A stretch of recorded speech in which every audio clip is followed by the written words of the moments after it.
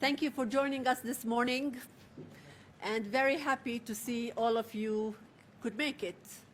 I would also like to point that we're having a field visit on the 19th and the 21st to Jenin and Tulkarem, and please try to make it on both field visits. It's important that people in Tulkarem and Jenin feel your presence, because your presence is a strong message of support for the people. And thank you for joining us this morning again. It's important for us to see the support from all over the world while we are commemorating a very difficult, I don't want to say a memory because it's not a memory. It's one of the gravest injustices that was done against the Palestinian people since World War II. And the problem did not stop there, because this gravest injustice is ongoing. It's continuing until to date. But before we start in talking about this gravest injustice, I would like to welcome Dr. Abu Holi, who is a PLO Executive Committee member and the head of the Refugee Department of the PLO, to share with us today his thoughts on the Nakba and the refugees. So today, we are not commemorating a memory from the past. Rather, I would like to emphasize the ongoing reality in which we are living, and this ongoing reality is a reality of an ongoing Nakba for 7 decades. And I don't want to dwell about the injustices against us in the past 7 decades. You are all very well aware of the injustices committed against the Palestinian people. And it's not a coincidence. This ongoing Nakba is not a coincidence, because the Israeli policy has been the same pre-1947-48 until today. The faces are different, the approach is different, but the policy is the same. And I need to tell you very openly and frankly that this policy is a policy of colonialism, it's a policy of discrimination, it's a policy of injustice, and it's a policy of dehumanizing the Palestinian and whatever Palestinians stand for.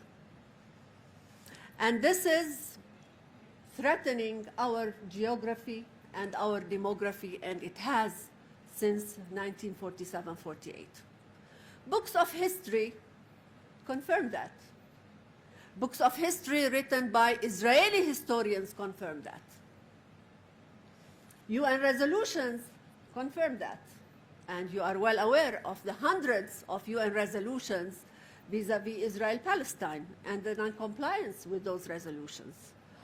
There are thousands of reports by local and international organizations on the matter, and they again confirm that. And they confirm the injustices and confirm the violations. I don't want to say violations. Today I call them catastrophes, because they are multiple catastrophes, not just one Nakba, but successive catastrophes throughout the past 7 decades, while we continue as Palestinians to suffer with our freedom denied. So Israeli narrative and illegal occupation practices have been the same and have been emboldened by Israel's supporters. Today, we are painfully commemorating Israel's 77-year-long systematic policy of forcibly displacing and ethnically cleansing the Palestinian people from historic Palestine. I would like to recall today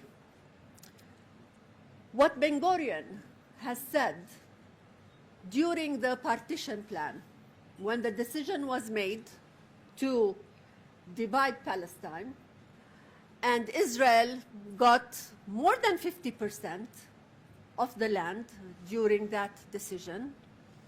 He looked at his colleagues and he said, you know what? The world has a map, but we have our own map.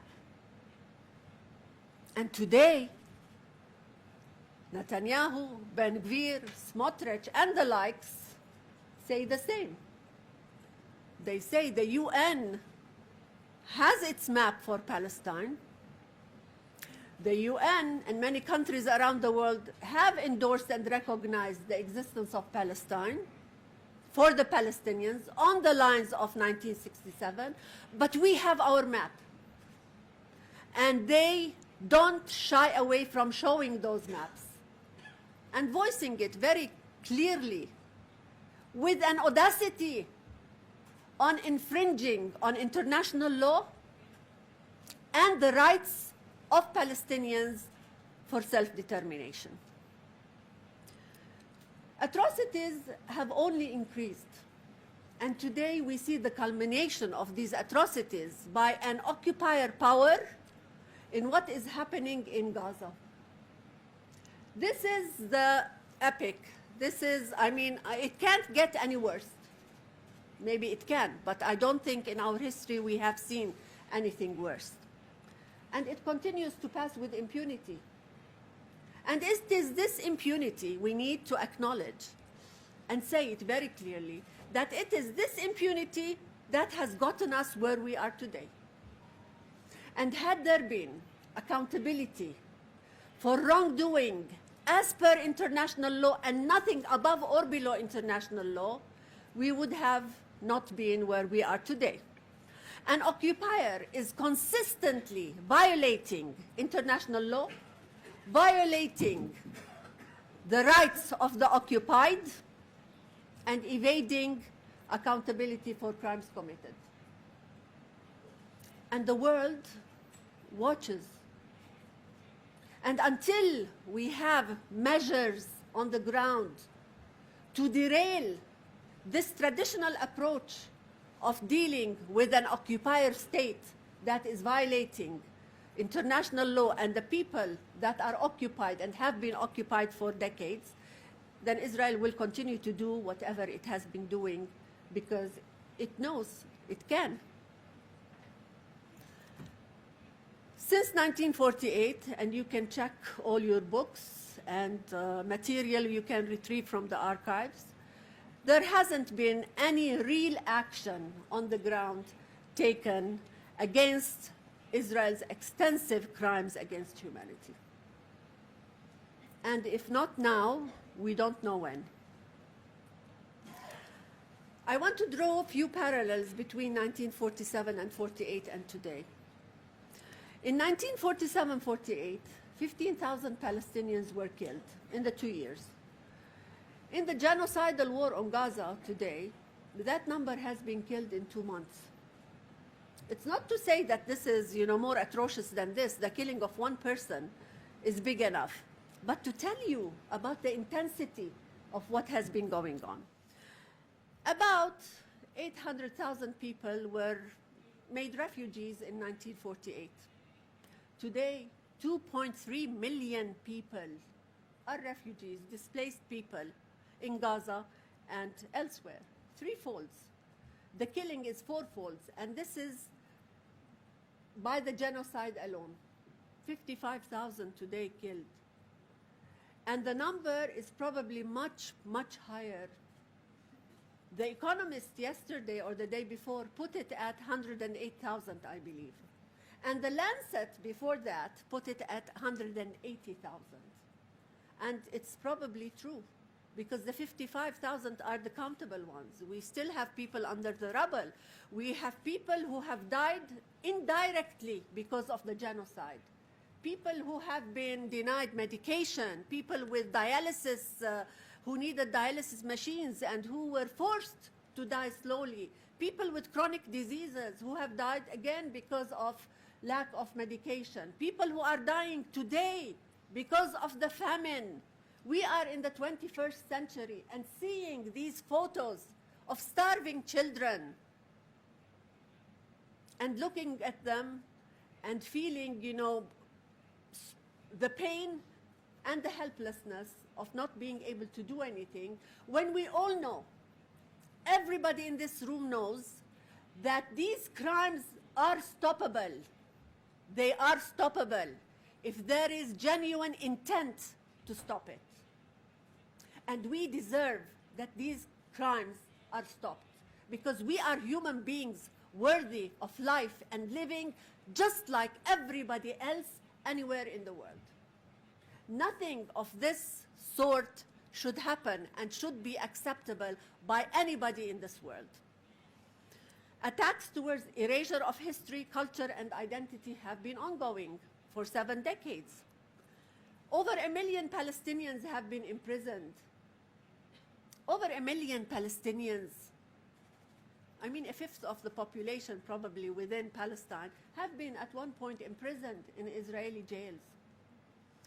UNRWA that was created for the purpose of catering to the needs of the Palestinian refugees until a solution is found to the refugee problem, is today attacked by the state of Israel and threatened with dismantlement. And this is not just an attack on UNRWA, it's an attack on the UN system in general.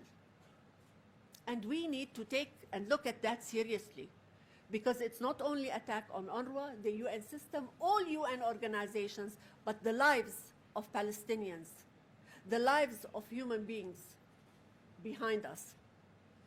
The problem today is exacerbated. And someone has previously said, if there was no UNRWA, it should be created today. Because today, everybody in the Gaza Strip needs the services of UNRWA, let alone the Palestinians, the refugees in the diaspora who have been living in dire living conditions for 7 decades, inhumane conditions, awaiting a solution to their problem. Today, Israel does not acknowledge responsibility for the Nakba, nor its genocidal acts in Gaza. So today, as we commemorate this ongoing Nakba, and until we achieve our independence and sovereignty, we will every day, every minute affirm that Palestinian statehood and self-determination are enshrined in international law. And we will continue clinging to that until this international law does us justice. We know it will one day. To our people and the refugees in the diaspora, we need to say we haven't forgotten them. We feel with them, we suffer with them, and we assure them that our freedom is inevitable. To the world at large, we affirm that despite our pain, suffering, and victimhood, our struggle and resistance continues through building and positive contribution in this world and towards the liberation of Palestine. And to that end, we are steadfast. What do we demand in terms of action from the international community? I would like to put the demands under 3 different categories. On the refugee issue, we need to acknowledge the Nakba. The Nakba is not a memory. It has been a despicable act. It has been a crime against humanity. And we need to at least acknowledge that the Nakba existed, it happened.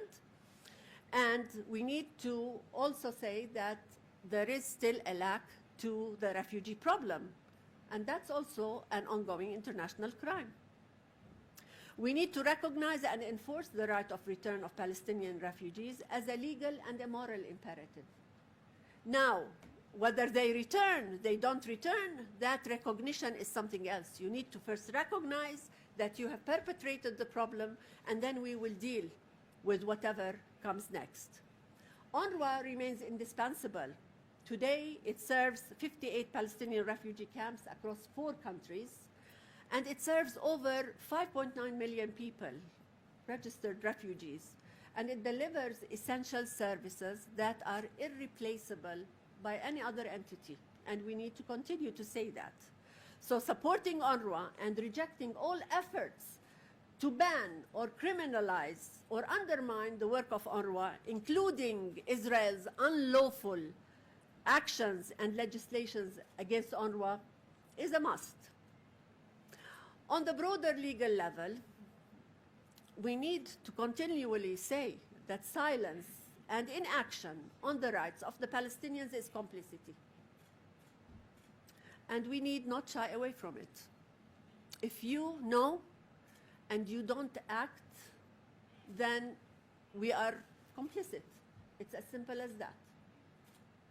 We know we need to act. And we are empowered by what is called an international law, and we need to use it. So the international community remains accountable for its moral and legal failure to prevent or derail the suffering of the Palestinian people. It is long overdue to match global goals for respect of international law with concrete actions. We've had enough of slogans. We've had enough of denouncing this and that. We've had enough of concerns. We appreciate that. It's a way of supporting us, but that's not enough. We need actions on the ground, and there are actions that can be taken by various countries. And today we have the process of the Global Alliance on the Materialization of the Two States. We have the conference to be held next month in New York, and we need to see action on the ground that would bring us closer to the materialization of the state and to just liberate our souls. We have truly had enough of this occupation, and all we're asking for is whatever international law gives us in terms of our right to self-determination. We need to hold Israel accountable. Accountability is important. In our lives, if we are not held accountable, we may do wrongdoings. We're human beings after all. So accountability to address impunity and maintain justice is extremely important. We also need to keep hammering all countries to act in line with its international obligations as a third state under international humanitarian law, to stop the genocide in Gaza, including through sanctions, arms embargoes, and supporting and complying with mechanisms, including the ICJ and the ICC. We appreciate your humanitarian support. It does a lot to the Palestinians. It keeps us moving. But again, if that humanitarian assistance does not have a parallel line on the political angle, it remains short of what we need. Those two go together. And today, more than ever, we need to work on that political angle. On the occupied Palestinian territory, we need to continue to call for immediate cessation of this genocidal war in Gaza and the violations on the West Bank. الاحتلالية الإسرائيلية في الضفة الغربية المتزايدة بشكل يومي، وكلكم عارفين شو اللي بيصير على الأرض في الضفة الغربية والانتهاكات الإسرائيلية. نريد الاستمرار في الدعوة من أجل توزيع المساعدات الإنسانية، إدخالها وتوزيعها في غزة، وفي نفس الوقت وقف المجاعة. نريد معارضة وإدانة أي جهود لتشريد الشعب الفلسطيني من أرضه المحتلة أو إعادة توطين اللاجئين الفلسطينيين. هذه المناشدة مستمرة. نحن قبل أيام قليلة قال نتنياهو وبوضوح هدفي من الحرب على غزة هو قتل أكبر عدد من السكان الفلسطينيين وإيجاد عدد أقل منهم وتشريد أكبر عدد آخر، وبسمي التشريد تشريد طوعي، وذلك بجعل هذا المكان غير قابل للحياة. لكن لا يوجد ما يسمى بالهجرة الطوعية. النقطة الأخرى تعزيز وتمكين السلطة الوطنية الفلسطينية، ليس لأنني في الحكومة أقول ذلك، وإنما لأن السلطة الوطنية الفلسطينية إذا ما تم تقويضها فهذا لا يخدم مصلحة أي إنسان، لا الفلسطيني ولا الإسرائيلي ولا الإقليم ولا أي دولة في العالم. فيجب تمكين السلطة الوطنية الفلسطينية لتتولى مسؤولياتها في قطاع غزة والضفة الغربية والأرض المحتلة بشكل عام مهم جدا. باختصار أريد أن أرسل أو أترحم على أرواح الشهداء الفلسطينيين جميعهم، وأتمنى الإفراج للأسرى الفلسطينيين، ونطلب العدالة للاجئين الفلسطينيين والعائلات التي تعاني بشكل يومي، وجعل الاحتلال الإسرائيلي مساءل حول ما يحدث. واليوم نحيي ما أصبح خلف ظهرنا، فنحن نريد لهذه المعاناة ولهذا الألم أن ينتهي، وأن نعمل لبناء دولة مزدهرة تساهم لهذا الإقليم وتعيش بأمن وسلام مع كل جيرانها ومع إسرائيل أيضا. شكرا جزيلا لاستماعكم.